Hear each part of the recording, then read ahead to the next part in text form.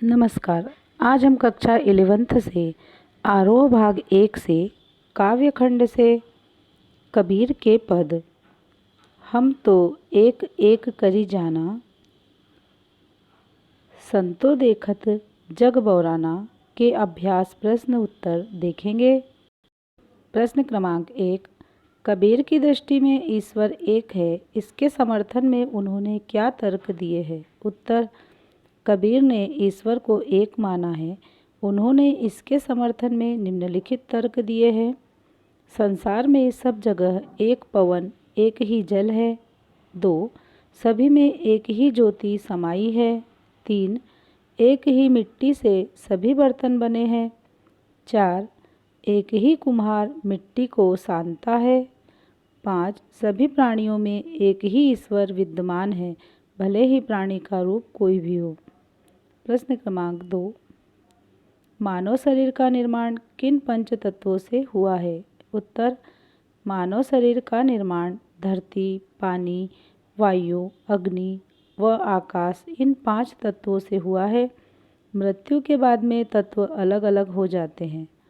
प्रश्न क्रमांक 3, जैसे बाड़ी काष्ठ ही काटे अग्नि न काटे कोई, सब घटी अंतर तू ही व्यापक धरे स्वरूपे सोई।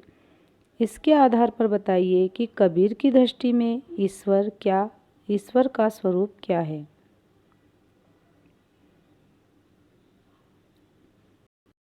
उत्तर, कबीरदास ईश्वर के स्वरूप के विषय में अपनी बात उदाहरण से पुष्ट करते हैं। वह कहते हैं कि जिस प्रकार बढ़ई लकड़ी को तो काट देता है, परंतु उस लकड़ी में समाई हुई अग्नि को नहीं काट पाता, उसी प्रकार मनुष्य के शरीर में ईश्वर व्याप्त है। शरीर नष्ट हो जाने पर आत्मा नष्ट नहीं होती, वह अमर है। आगे वह कहता है कि संसार में अनेक तरह के प्राणी हैं, परंतु सभी के हृदय में ईश्वर समाया हुआ है और वह एक ही है।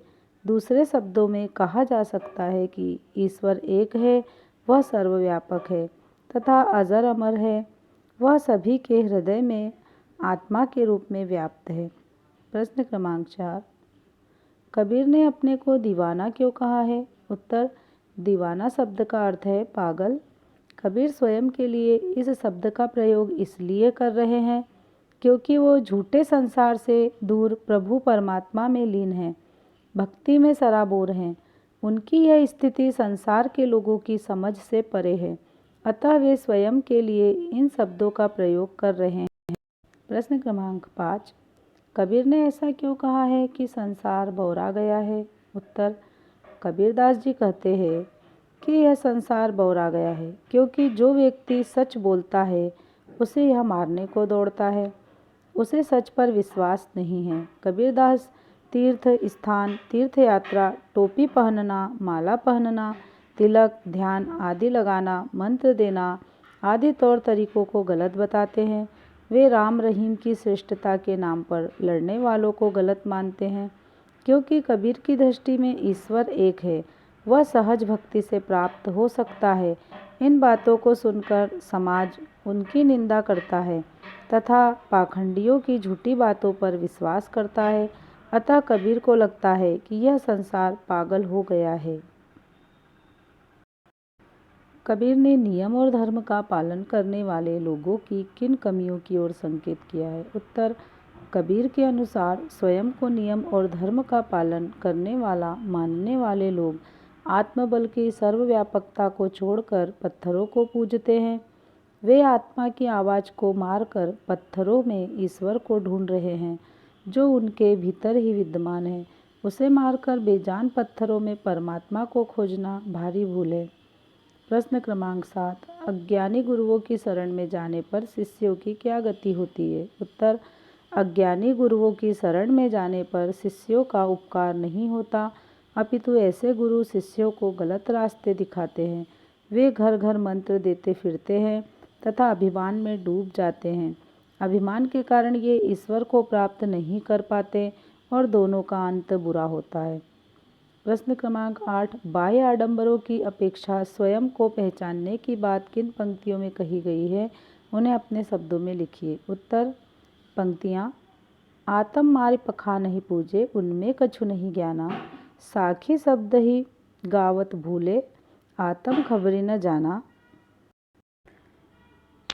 कबीरदास जी ने उपयुक्त पंक्तियों में स्वयं आत्मा को पहचानने की बात कही है। आत्मा हम सभी के भीतर सजग सचेत अवस्था में है। उसे मारकर बेजान पत्थरों में खोजने की बजाय स्वयं को पहचानना चाहिए।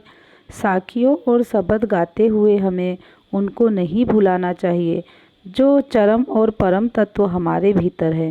सब प्रकार के आडंबरों का त्याग कर स्वयं को पहचानना ही उचित मार्ग है। पाठ के आसपास प्रश्न क्रमांक 1।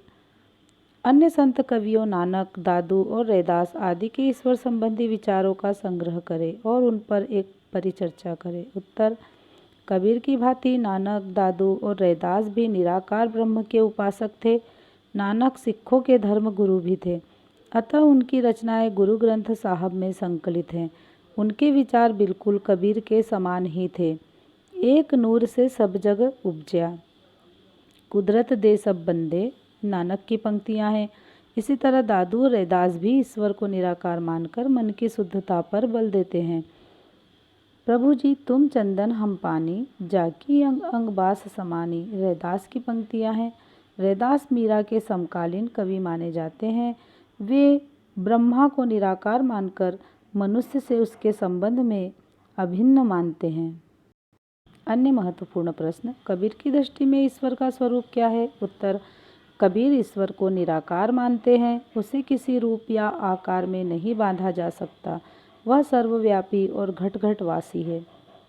प्रश्न क्रमांक 2। कबीर अद्वैत सत्ता के समर्थन में क्या क्या तर्क देते हैं? उत्तर, कबीर ईश्वर को एक ही मानते हैं।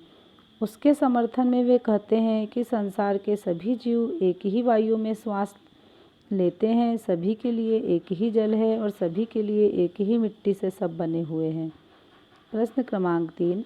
अग्नि और काठ के उदाहरण द्वारा कबीर क्या स्पष्ट करना चाहते हैं? उत्तर, इस उदाहरण द्वारा कबीर कहना चाहते हैं कि ईश्वर काठ की भांति आकार स्वरूप स्थूल नहीं है। वह आग की भांति सूक्ष्म, निराकार और सर्वव्यापक है। प्रश्न क्रमांक 4। कबीर संसार के लोगों को निर्भय होकर जीने की सलाह क्यों देते हैं? उत्तर, सांसारिक लोग माया के कारण घमंड से भरे रहते हैं। स्वेच्छा से संसार को त्याग देना सभी मोह बंधनों को काट देता है, फिर मनुष्य निर्भय हो जाता है। इसलिए कबीर हमें निर्भय होकर जीने की सलाह देते हैं। प्रश्न क्रमांक 5। कबीर की दृष्टि में किस तरह के मनुष्यों को आत्मबोध नहीं हो पाता? उत्तर, कबीर कहते हैं कि मनुष्य ईश्वर को बाह्य आडंबरों में खोजता है। वह मंदिरों, मस्जिदों, तप, तीर्थ, तिलक, टोपी धारण करके आदि को ईश्वर प्राप्ति का माध्यम मानता है, जबकि ईश्वर उसके अंदर ही विद्यमान है। उसे वह खोजने की चेष्टा नहीं करता। अभिमानी को आत्मबोध नहीं हो सकता। प्रश्न क्रमांक 6। मूर्ति पूजा के खंडन में कबीर क्या कहते हैं? उत्तर, कबीर इसे झूठा और आडंबर पूर्ण मानते हुए कहते हैं कि आत्मा को मारकर अर्थात भीतर की आवाज़ न सुनकर पत्थरों को पूजने वाले अज्ञानी हैं। प्रश्न क्रमांक 7। संक्षेप में बताइए कि कबीर किसी जाति या धर्म का नहीं वरन आडंबर का विरोध करते थे। उत्तर, कबीर ने जहाँ हिंदुओं के कर्मकांड और मूर्ति पूजा का खंडन किया, वहीं मुसलमानों के पीर, औलिया, किताब, कुरान पढ़ने वालों को भी नहीं छोड़ा। राम रहमान के नाम पर लड़ने वालों को कबीर भ्रम में भूला हुआ मानते हैं और आत्मा की ताकत को पहचानने की बात कहते हैं। इस आधार पर यह सिद्ध होता है कि कबीरदास जी जाति या धर्म का नहीं वरन आडंबर का विरोध करते थे। प्रश्न क्रमांक 8। कबीर किन किन आडंबरों का खंडन करते हैं? उत्तर, कबीर ने प्रातः स्नान करना, पत्थर पूजना, कुरान पढ़कर शिष्यों को उपाय बताना, टोपी टीका लगाना, राम रहमान के नाम पर झगड़ा करना और अहंकार से भरे रहना को आडंबर मानकर इनका खंडन करते हैं। प्रश्न क्रमांक 9। कबीर किसे अधिक महत्व देते हैं? उत्तर, कबीर के अनुसार संसार मिथ्या है, जो कुछ है हमारे भीतर है। वे कहते हैं कि अपनी शक्ति को पहचानो, अपने स्वयं के भीतर की ताकत से परमात्मा तक पहुँचो। प्रश्न क्रमांक 10, कबीर भक्त भी है, समाज सुधारक भी, स्पष्ट कीजिए। उत्तर, कबीर निर्गुण भक्त परंपरा के कवि है। वे अद्वैतवाद और निराकार ब्रह्मा की उपासना करते थे। उन्होंने सदा बाह्य आडंबरों का खंडन किया है व रूढ़ियों का विरोध किया, इसलिए उन्हें समाज सुधारक भी कहा जाता है। धन्यवाद।